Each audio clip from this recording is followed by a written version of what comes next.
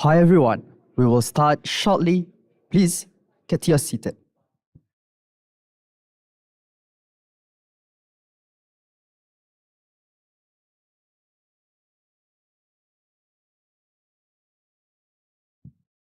Dear all, welcome to the opening of the Poetry Festival Singapore 2024. This year is extra special because we are celebrating Poetry Festival Singapore's 10th anniversary. A round of applause, please. My name is Amirul Hakim, and on behalf of the Poetry Festival family, we thank you for making time this Friday evening to celebrate this milestone with us. We are very honored to have with us this evening our guest of honor, Cultural Medallion recipient, a prolific poet and essayist, Mr. KTM Iqbal. A very warm welcome, sir. Also, a very good evening to our special guest, Mr. Arun Mahilnan, Dr. Chitra Sankaran, esteemed poets, fellow artists, and friends.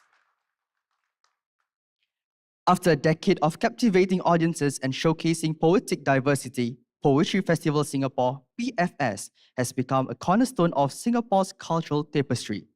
From its humble start in 2015, the festival's 2023 edition reached over 25,000 viewers and 2,900 engagements for all its online events, with many more in-person participants and guest speakers.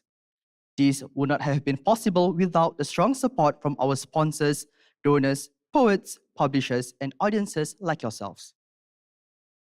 We would like to extend our gratitude to the National Arts Council for its continuous support, the National Library Board for allowing us to use this beautiful venue, and our partners, the Arts House, Temasek Junior College, Eunoia Junior College, One World International School, Books Kinokuniya, MOE's Gifted Education Branch GEB Creative Arts Program, Sanrakshan, Indian Women's Association, Story Behind the Smiles, Yale NUS, Nanyang Technological University, Between the Lines, and the Poetry Global Network. A special mention to the founder of Poetry Festival Singapore, Emeritus Professor Edwin Tambu, without whom tonight will not even happen. It was his vision and conviction that propelled us through these 10 years in creating a shared platform where we celebrate poetry in our 4 official languages. Unfortunately, Prof. Tambu is unable to join us for the opening, but you can catch him at Pioneer Poets Showcase happening right here at 7:30 p.m. later. This year, with the theme Unbound, inspired by Shelley's Prometheus Unbound, PFS has prepared an exciting lineup of programs for you. Over the next 3 days, expect a slew of multigenerational and multilingual readings featuring close to 200 poets. Beyond this weekend is a special exhibition on Chinese calligraphy and poetry led by Dr. Tan Chi Lei. It runs from 30 July to 1st August. So don't miss it. The exhibition pieces will be on sale and part of the proceeds will go to PFS. Now, to kick off this evening's program, I would like to invite our festival director, Dr. Eric Tinsevales, to give his welcome note. Dr. Eric has worked as an editor, journalist, and teacher in Manila, Taipei, and Singapore. Currently teaching at the NUS High School, Dr. Eric has published 2 poetry collections and co-edited 2 anthologies. Dr. Eric, please.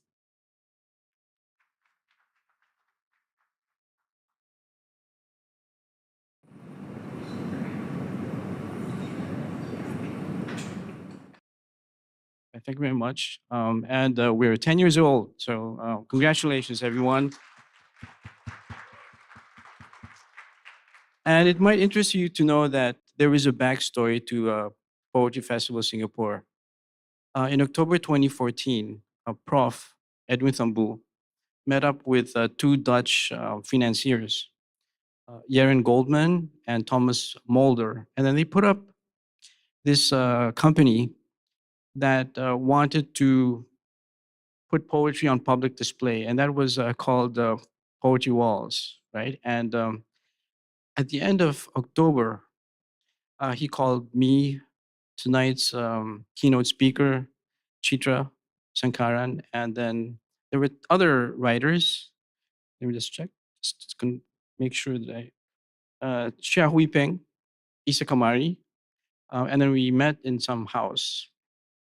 Um, and then there was a constitution that was framed with the help of Aaron Lee, our lawyer then. And then on December 22, we hit the jackpot. NAC gave us a big amount, half of which we would be um, very thankful to receive these days. So that paved the way for the National Poetry Festival to run at the end of July of 2015. And then that was not the end. So on Christmas Eve of 2014, Prof was not wrapping presents. He was thinking of this vision for PFS, and he wanted it to have a long-term partnership with the National Library Board, which continues to this day. And then on January 15, 2015, he wrote an email to Chile, Lata, and Azar for them to meet on a Saturday at 10 a.m. in his NUS office. I was not present because I was delivering a paper in NTU at that time. So we became the directors of PFS, and then we applied for a seed grant. And so we were mad versifiers under this mentor, Prof. Tambu. And from that time on, so PFS has served as a safe space for reciting and discussing poetry in all of the island's official and other languages. And it also serves as an occasion for a flourishing exchange of ideas and experiences between writers and readers, both here and around the world. And it has grown and matured with Global Singapore. So PFS is continuing this tradition of having an interdisciplinary dialogue with the other arts, with calligraphy, choral, and instrumental music, which we will see tomorrow night at the Arts House's Play Den. And it continues to have a dialogue between languages in translation. We will see that tomorrow afternoon at the Temenggung Artists in Residence, right, with partners such as Wachong Institution. So it's forging a community with the physically challenged and people of all stripes, such as migrant workers. And so PFS continues to forge a community with everybody.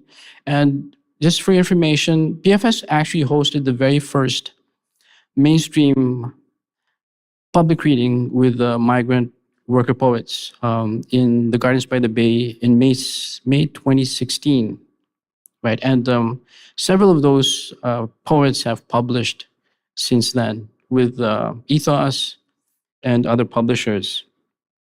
And we also build bonds with people who are curious about Singapore poetry on our social media platforms.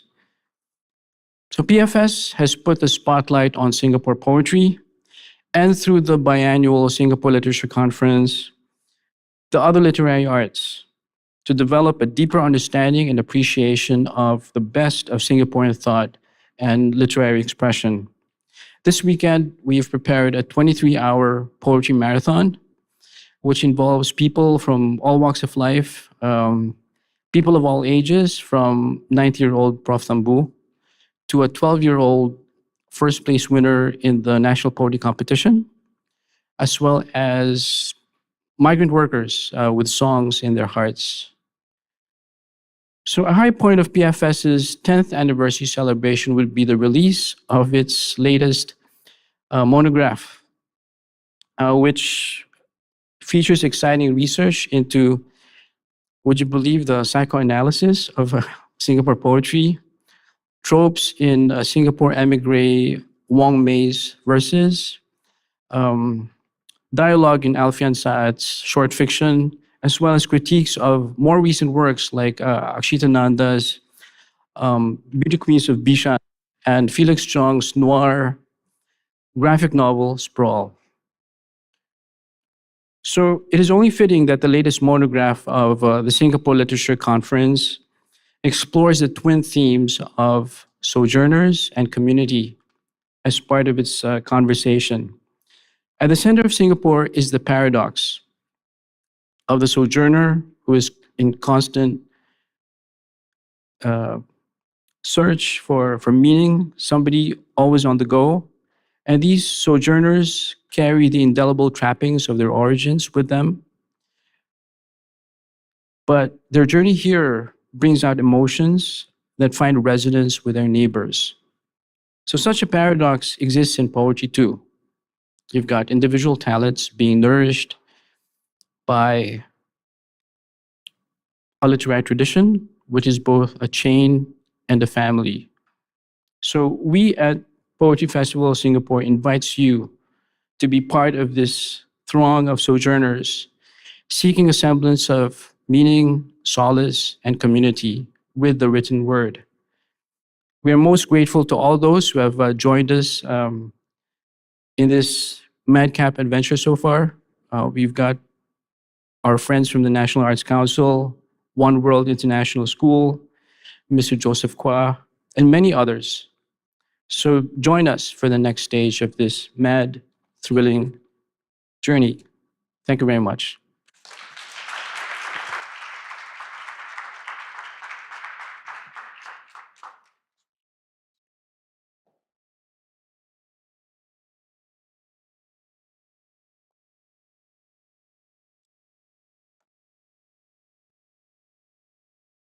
Thank you, Dr. Eric. Let's create a new world. Let's uproot the world marked by evil wars. We will spread the principle of stewardship in all directions and protect it with our lives, deeming it sacred. This is the bold vision of famed poet Baratin Dasan, depicting his vision of a bolder, better world. It's a poetry recital read by Dinesh Kumar, accompanied by Rufus Charlemagne and Krishmita Shivram. Please sit back and enjoy.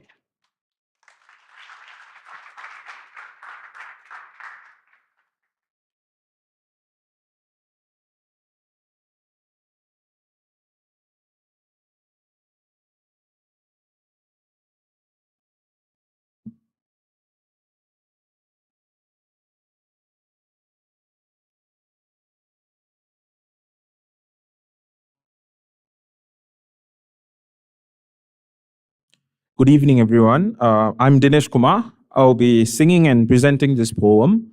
This is Krishmita. She'll be depicting the poem through her dance.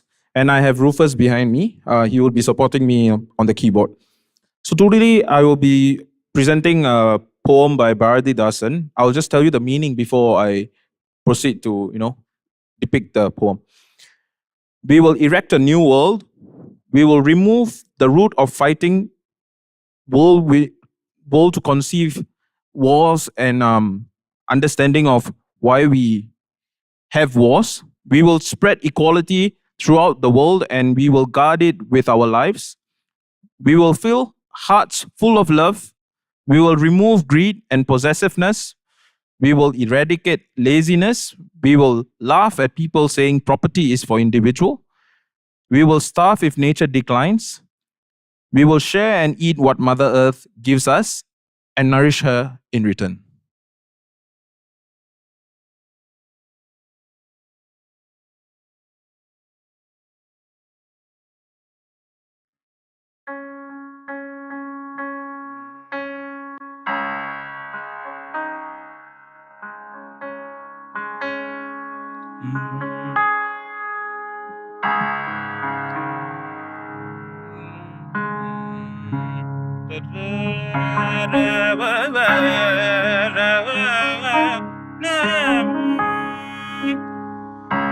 புதியதோர் உலகம் செய்வோம், கெட்ட போரிடும் உலகத்தை வேரோடு சாய்ப்போம்.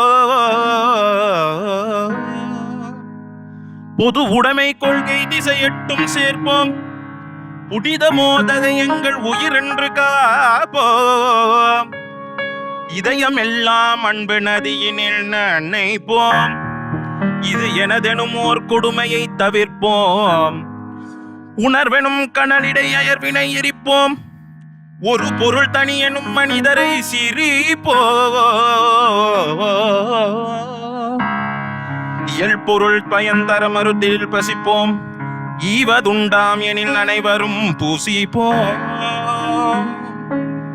புதியதோர் உலகம் செய்வோம் கெட்ட போரிடும் உலகத்தை வேரோடு சாய்ப்போம் பொது உடைமை கொள்கை திசையட்டும் சேர்ப்போம் புனிதமோடதை எங்கள் உயிரென்று காப்போம் இதயமெல்லாம் அன்பு நதியினில் நனைப்போம் இது எனதெனும் ஓர் கொடுமையை தவிர்ப்போம் உணர்வெனும் கனநிலை அயர்வினை எரிப்போம் ஒரு பொருள் தனி எனும் மனிதரை சிரிப்போம் இயற்பொருள் பயன்தர மறுதிடில் பசிப்போம் ஈவதுண்டாம் எனில் அனைவரும் புசிப்போம் புதியதோர் உலகம் செய்வோம்.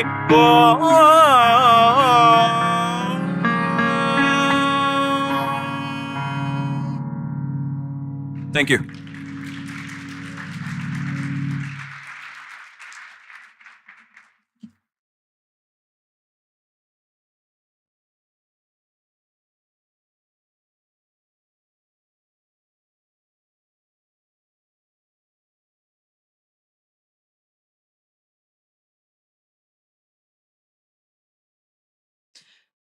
What a mesmerizing performance. Thank you, Dinesh, Rufus, and Krishmita. Another round of applause, please.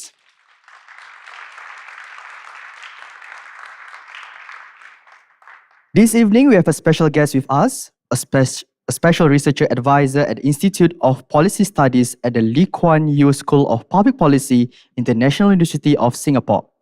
He has also served on many committees in various arts, heritage, and media organizations.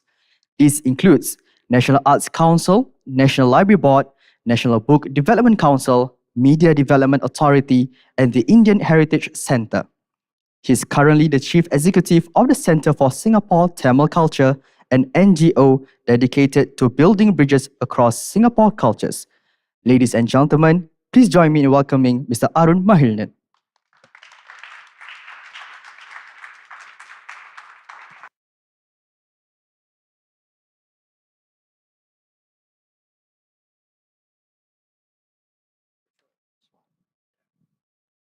All right.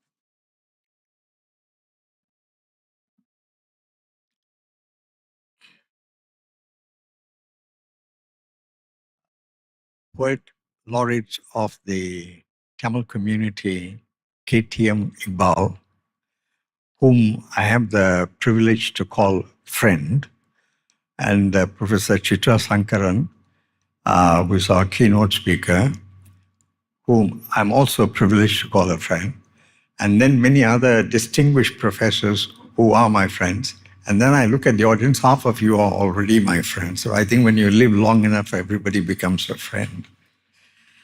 First, congratulations to Eric, Shelley, Lata, and Nazar.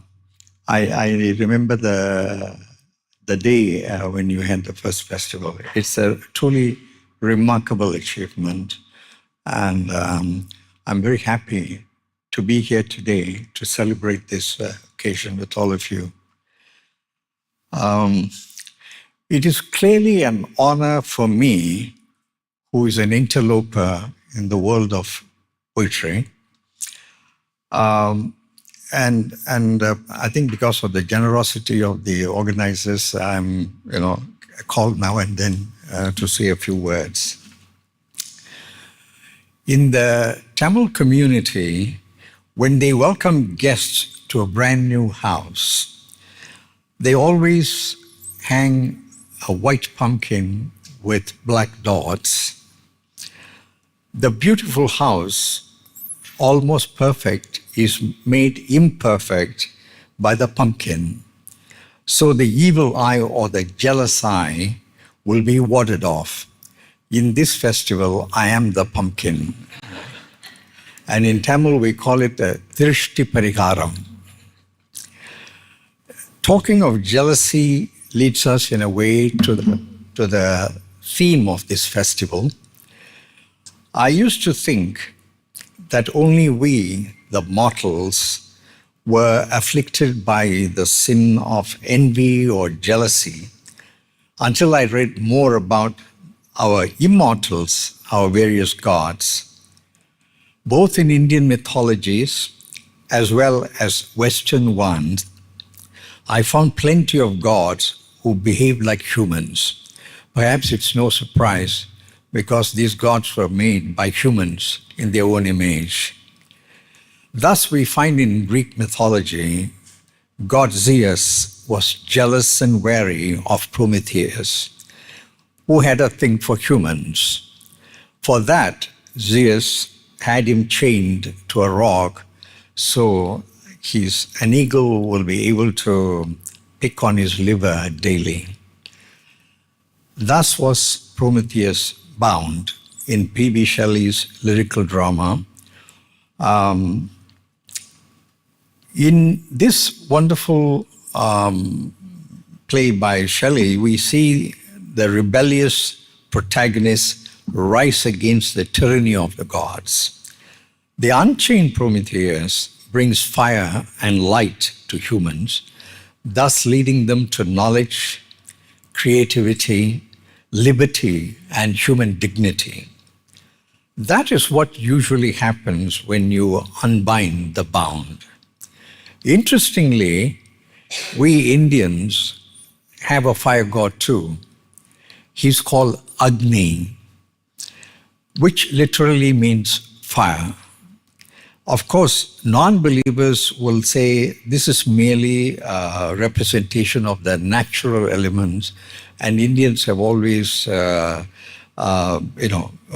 revered natural elements. But for millions of Hindus, Agni is real and powerful. He has many attributes. I'll just mention a few. Purification. Agni has the power to purify, be they objects, people, or spaces. You might have noticed that fire is used in many Hindu rituals and ceremonies. Next, illumination.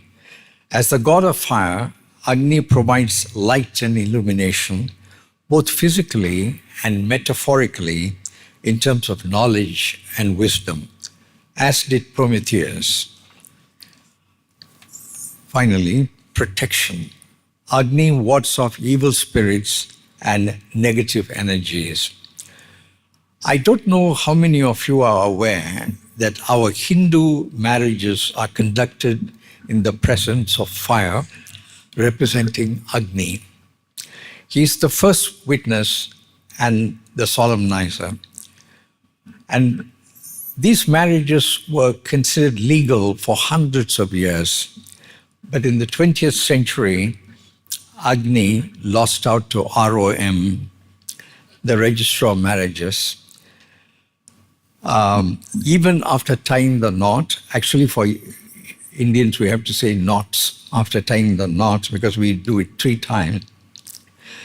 With the blessings of the Almighty Agni, we still have to be approved by ROM. As we all know, the power of bureaucracy is supreme, and no god or human can overcome that power.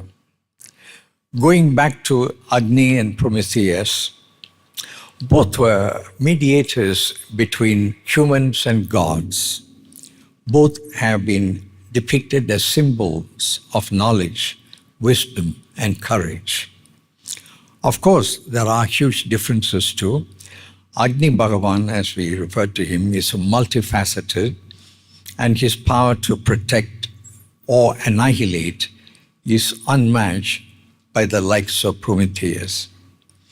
But the reason why I brought up Agni here is to share the natural outcome of an intellectual process rooted in a multicultural landscape.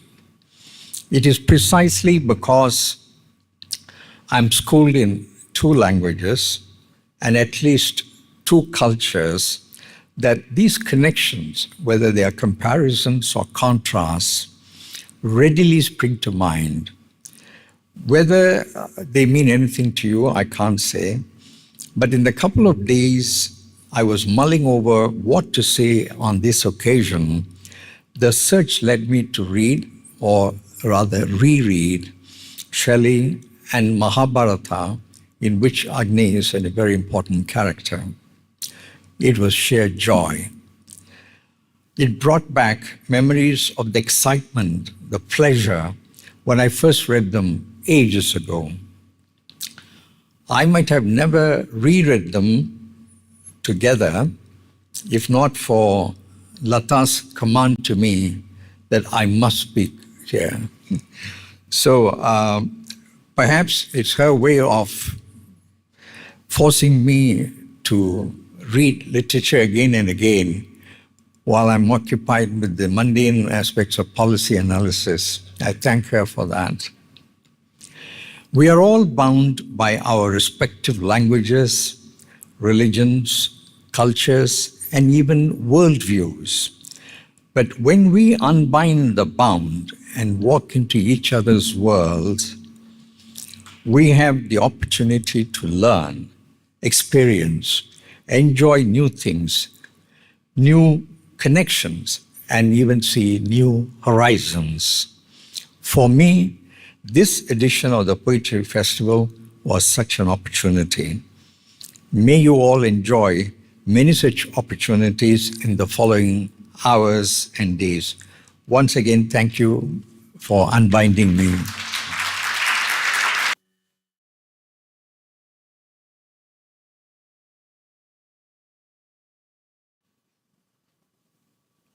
Thank you, Mr. Arun. We are doubly blessed today to have with us Mr. KTM Iqbal, a no stranger to the literary scene.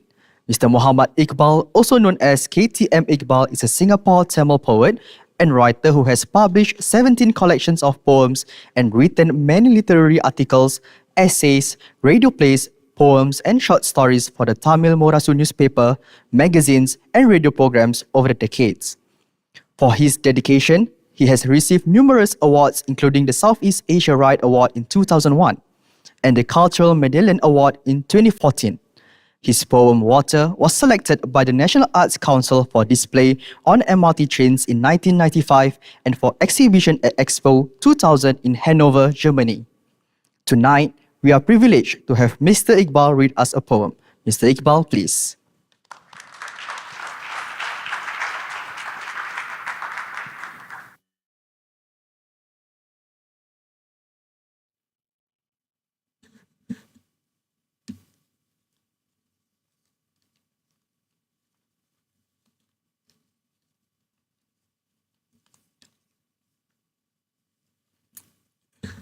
எல்லோருக்கும் மாலை வணக்கம்.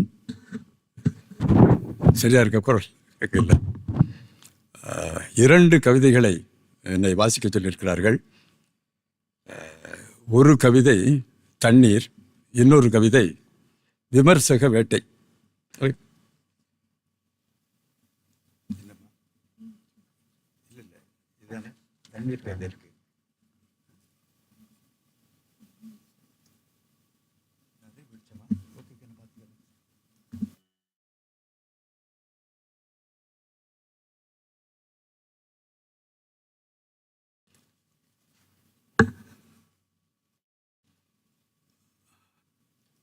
முதலில் வாசிக்கப் போவது நரை வெளிச்சம்.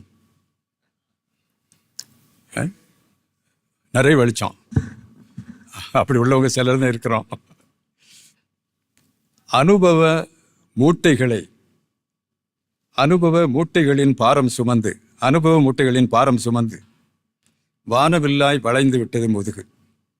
வயசான காலம். வண்ணங்கள் இழந்த இந்த வில்லை எவரும் எளிதில் ஒடித்து விட முடியாது. வண்ணங்கள் இழந்த இந்த வில்லை எவரும் எளிதில் ஒடித்து விட முடியாது. கண்களின் தெளிந்த பார்வை இன்று இதயத்திற்கு இடம் மாறி இருக்கிறது பத்திரமாக. நரை வெளிச்சத்தில் இப்போது நன்றாக தெரிகிறது பாதையின் பள்ளமும் மேடும். நரை வெளிச்சத்தில் இப்போது நன்றாக தெரிகிறது பாதையின் பள்ளமும் மேடும். யார் சொன்னது இதனை இருள் கவியும் அந்தி என்று? யார் சொன்னது இதை எருள் கவியாந்தி என்று? இது ஒரு கவிதை.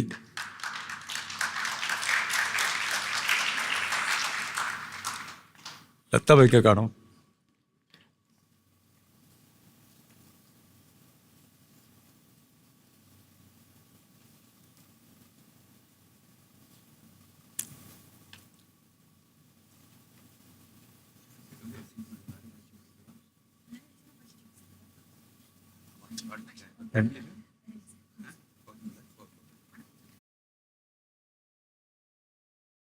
வணக்கம்.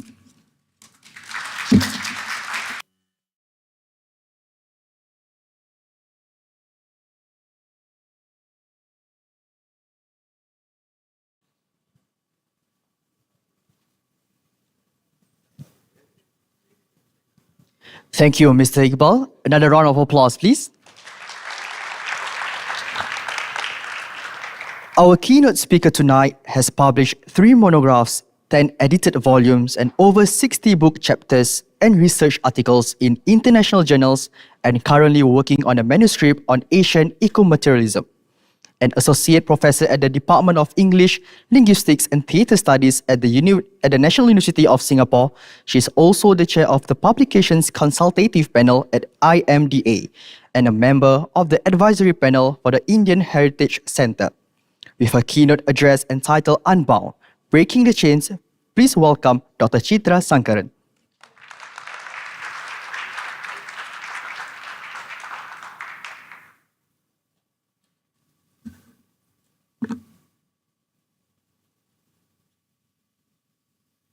Thank you very much for this very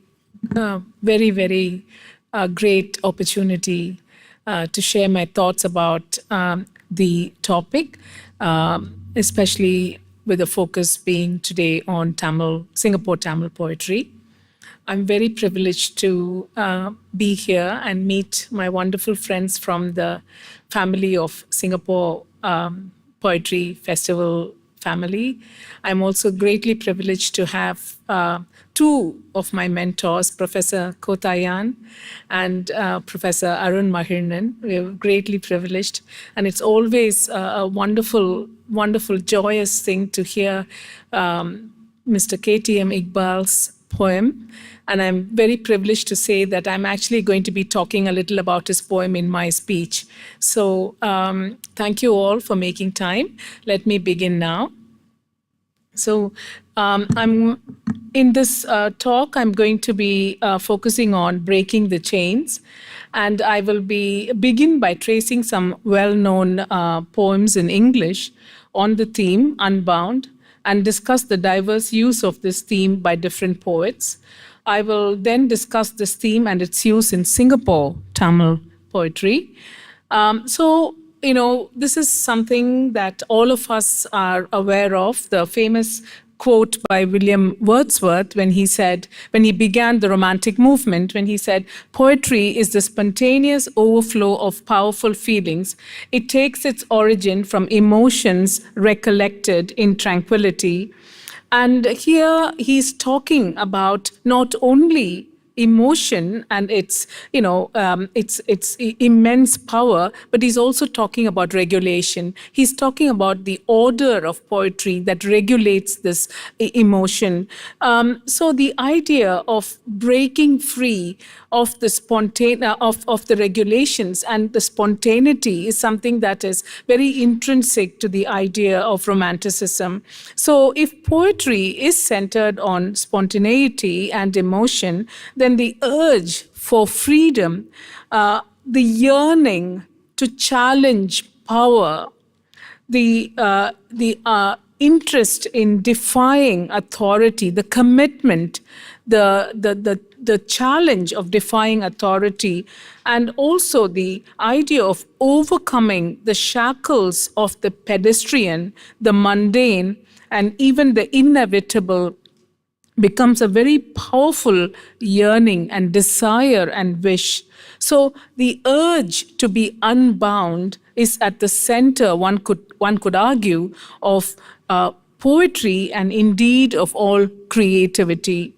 So one of the very interesting poems that has always moved me is this villanelle by Dylan Thomas, when he says, the idea of ordering this emotions which are so powerful, the rage of emotions, and Dylan Thomas in this poem, the poetic voice is urging his dying father not to give in to death. So he says, do not go gentle into that good night.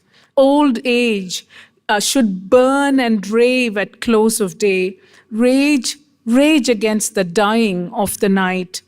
Though wise men at their end know dark is right, because their words have forked no lightning, they do not go gentle into that good night.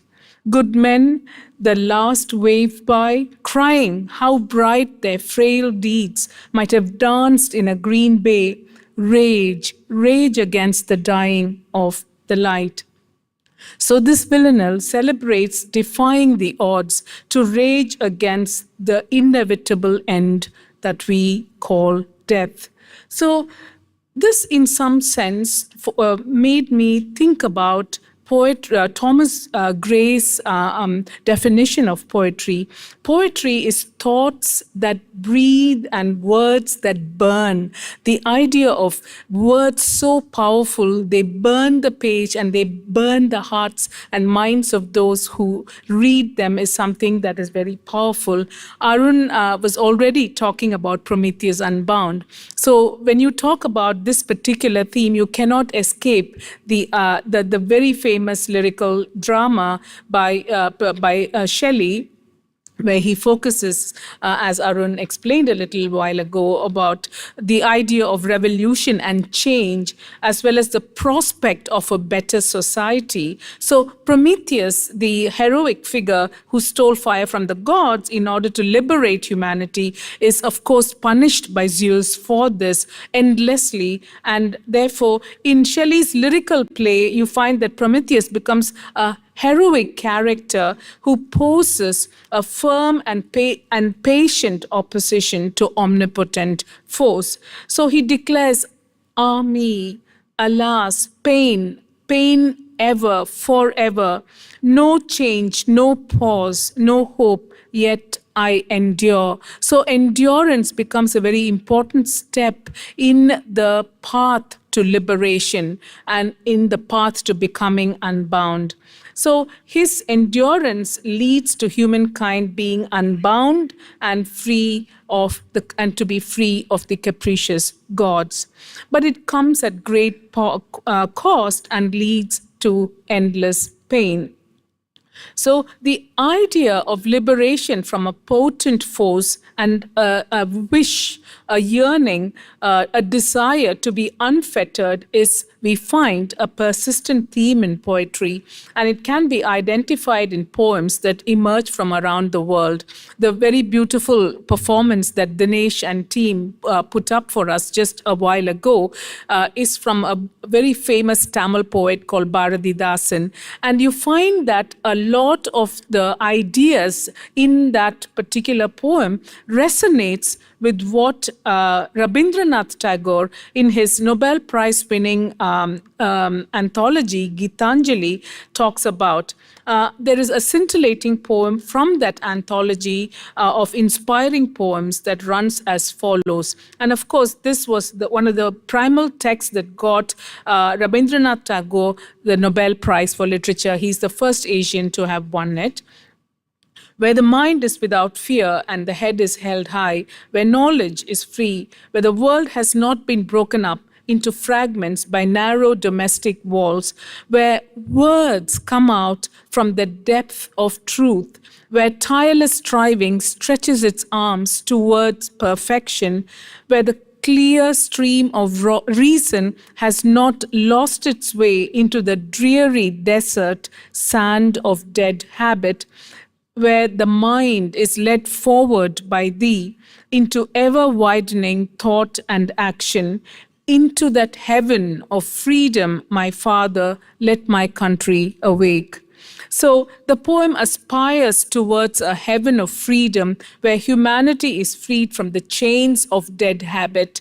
where narrow domestic walls do not break up the world, and where fear does not deter achievement, and where knowledge is free. The idea of liberation that was there in Bharathidasan's poem is so closely mirrored in Rabindranath Tagore's poem here. So Tagore, in describing this heaven of freedom, captures the very essence of being unbound, of liberation.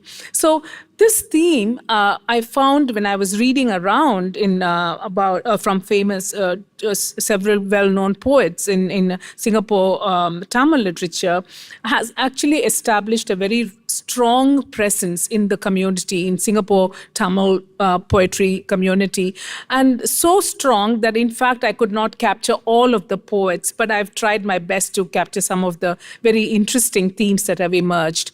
And I'm not particularly surprised by this interest in this particular theme, because we are talking about a group of writers who essentially are migrants. They are part of an immigrant minority society, and therefore the idea of not in any way being bound by dead habits is something that is very strong in their poem. So this quote by Jim Morrison seemed to be particularly apt in this circumstance. If my poetry aims to achieve anything, it is to deliver people from the limited ways in which they see and feel. So Morrison's aim could well be poet K.T.M. Iqbal's in the poem that he just, before that I would like to talk about his other poem called Roots, where in these underground sustainers of trees declare their strategy in his poem for how they survive. Silent and enduring like Prometheus, they admit that it is because we are buried underneath, away from human eyes, that we have escaped slaughter. And that is a very powerful idea. Adangi iruppadal innum vettapadamal irukkirom. They also reveal their altruism.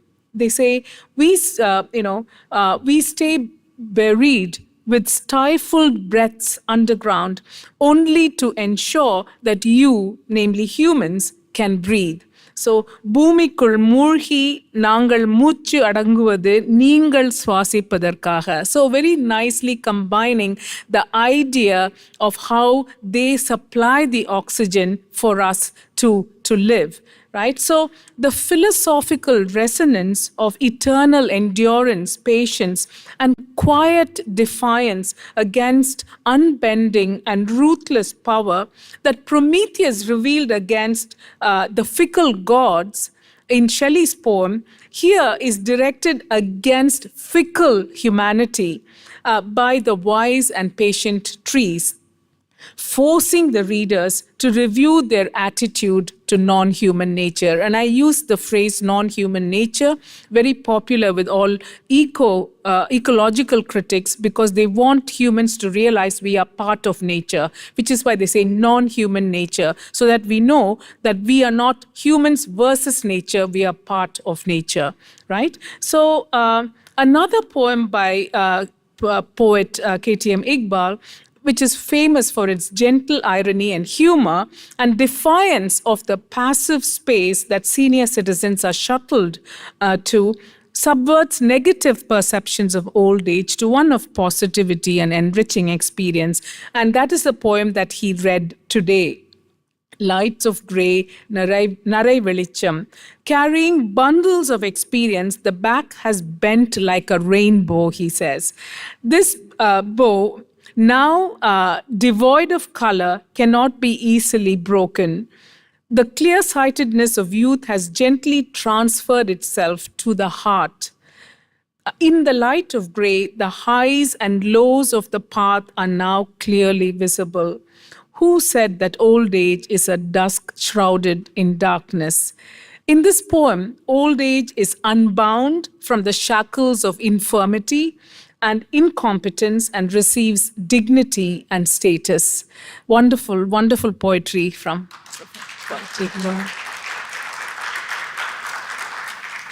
Next, I look at Kanakalata. Lata, who's of course part of the Singapore Poetry Festival family and a longtime friend, has written this beautiful poem called Yarukum Illada Palai.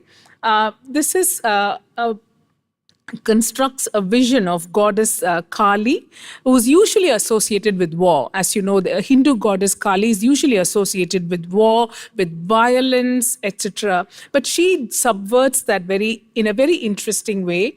So Kali is depicted as a divine being with several arms holding different weapons. And Kali is regarded as the goddess of war and victory and is a presiding deity of Palai. Palai means desert according to Tinai code. So what is Tinai? The concept of Tinai is a very ancient one from the Sangam times in Tamil. Sangam time is conservatively estimated as stretching between 3rd century BCE and 3rd century of the Christian era. So in Sangam poetry, there are 5 landscapes that are described, and these are encoded and correlate imaginatively with all sorts of poetic themes. Each theme belongs to a particular landscape. And the 5 Tinais or Ain Tinai correspond to the deities, the landscape, etc. They are Kurunji, mountainous land; Mullai, forested land; Marudam, agricultural land; Neidal, which is coastal land; and Palai, which is dry land. So Tinai presents a unique combination of geography and ecology with rules for poetry, which is unique to the Tamil literary scene. As such, it operates as both a unifying poetic device and an organizing concept. So as a poetic device, it was pivotal to the execution of the 2 genres of classical Tamil poetry, which are called Aham and Puram. The Agam poems were themed around love and interiority, or the inner world, and focused on matters of the mind. The Puram poems narrated the tales of war, discussed politics, and sang the glory of kings, all representing the outer world. Now, why is it that I have set this scene? It is to show you how cleverly Kanakalata in this poem has subverted this idea of war and of violence, which is usually associated with the goddess. So here, let me just read a translation of the poem. So the setting of Lata's poem is the desert land of Palai, where the goddess ruminates after having defeated the demons or the Asuras in war. Kali stands after shedding war in the endless land burnished by heat. Buffeted by scorching sandstorms, she shakes each of her hands free. Her weapons fall, registering sound. Attuned to the music of warring weapons, the assortment of singing women tie flags to her barren arms. Her 18 arms bear several songs. So that is an incredible image of Kali with her 18 hands, not holding weapons, but holding the songs sung by the women. As the land in which divine feminine energy and power has vanquished the male demons, Palai is reimagined as a veritable no man's land, quite literally, because it's the singing women and Kali who stands there. There is no sign of any man. And more significantly, the deity shows no love for violence or war. Now that the evildoers have faced their retribution, she is renouncing war. Kali's act of shaking her 18 arms free of weapons is a mark of the end of the agony of war and creates a kinship with women who all their lives have been forced to endure the horrors of war.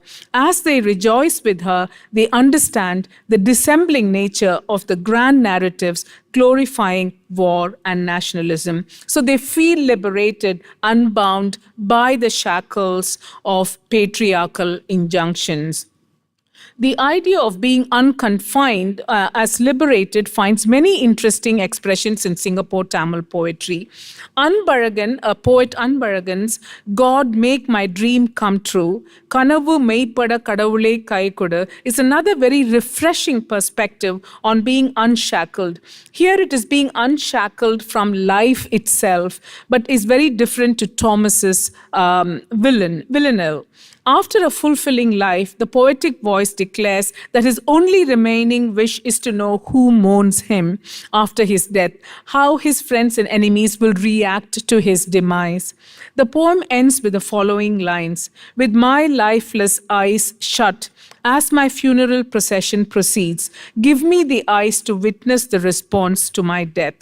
கண்மூடிய என் கண்களால் பார்த்திட வேண்டும் இறைவா நீ இருந்தால் இந்த கனவு ஒன்றை என் இறுதி காலத்தில் ஈடேற்றித்தா." So this is a very interesting idea of being liberated from the mortal coils of life itself and extending life beyond death. The idea of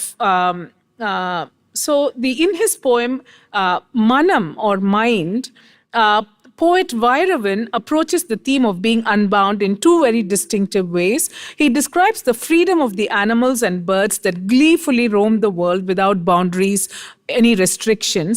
கட்டுப்பாடின்றி David திரியும் குரங்கு, வீசா இல்லாமலே வெளிநாடு செல்லும் கள்ளக்குடியேறி, ஊர்தி இல்லாமலே உலகம் சுற்றும் சுதந்திர பறவை. And contrast the freedom of these animals and birds and with various other forms of humanity, ranging from a monster to a saint, and concludes that once the dregs are removed from all of these entities, what paradoxically emerges is divinity. And the latter part, therefore, delves into the concept of universal consciousness that he believes comprises all of creation and is there spread as the very essence of the universe. So this insubstantiality of form is also queried by poet Ilango. The state of being confined by one's false, superficial identity is very prominent in his poem, Another Man's Horse, Innoruvan Kudirai. This poem exposes the relentless social rules that leads people to lose their fundamental sense of identity and adopt false ones. Suyatte irandu konde. His ironic query persuades us all to look inward. When were you yourself, he asks. So, in these ways, these poets are looking at the idea of being unfettered in very many different ways.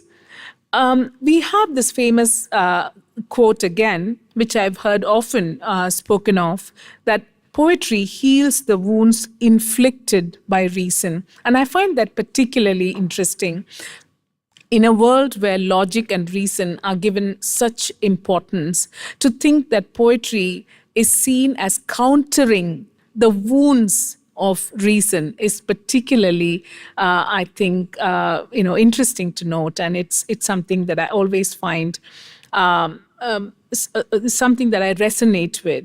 So thus unfettered freedom and its resonances find many expressions in Singapore Tamil poetry.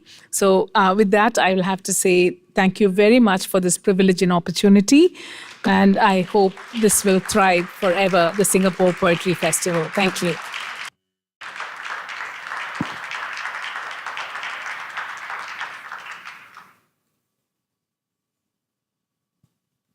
Thank you, Dr. Chitra. Next up, we are pleased to invite the top winner of the National Poetry Competition from the senior category in Tamil. Rajendran Nitipandi has worked in various construction companies in Singapore since 2006 and has a strong interest in writing. His short stories and poems have been published in various magazines and newspapers in Singapore, Tamil Nadu, and Malaysia. Ladies and gentlemen, please welcome Rajendran.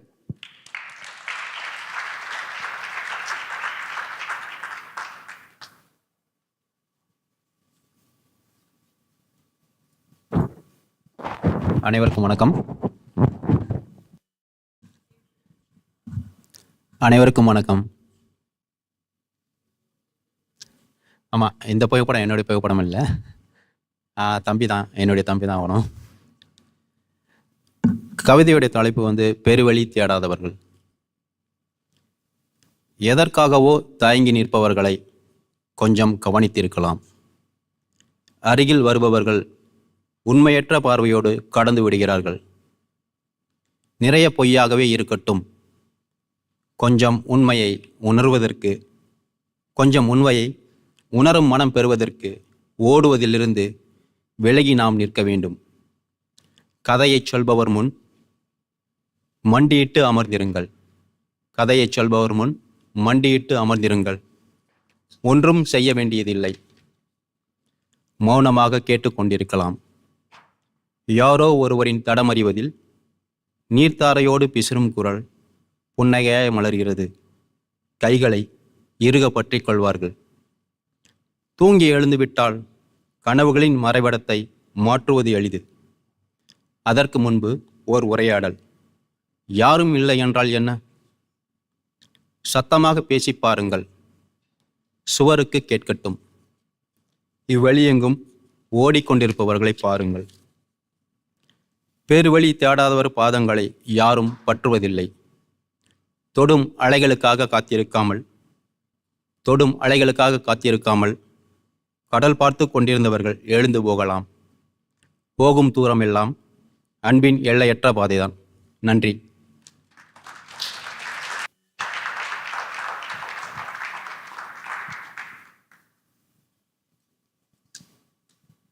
Congratulations once again to Rajendran.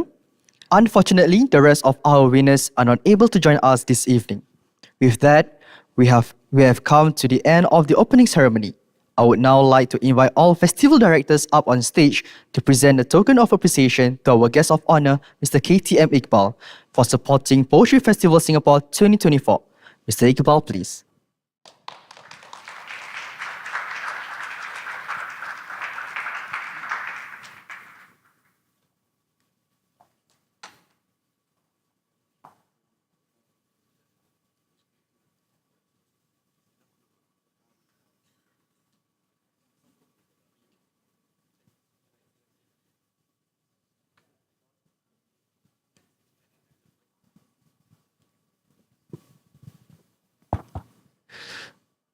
Aziza, yes.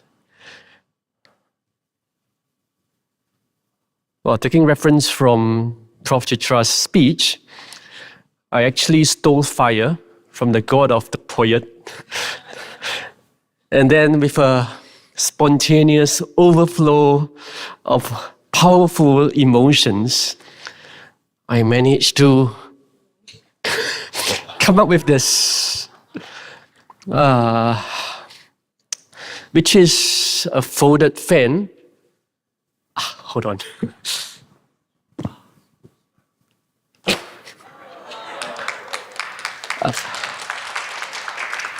It is actually Chinese calligraphy about a Chinese love poem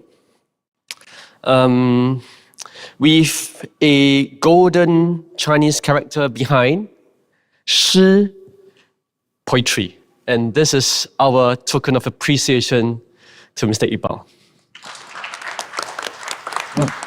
Thank you.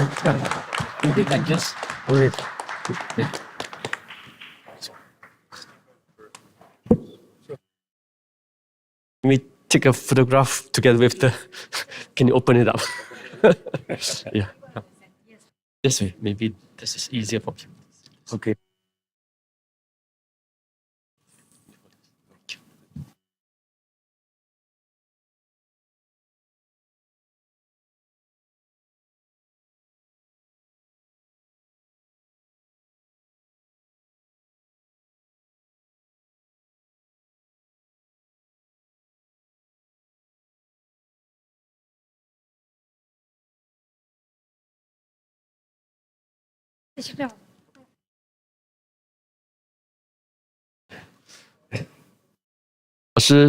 Yes, can we take photographs together?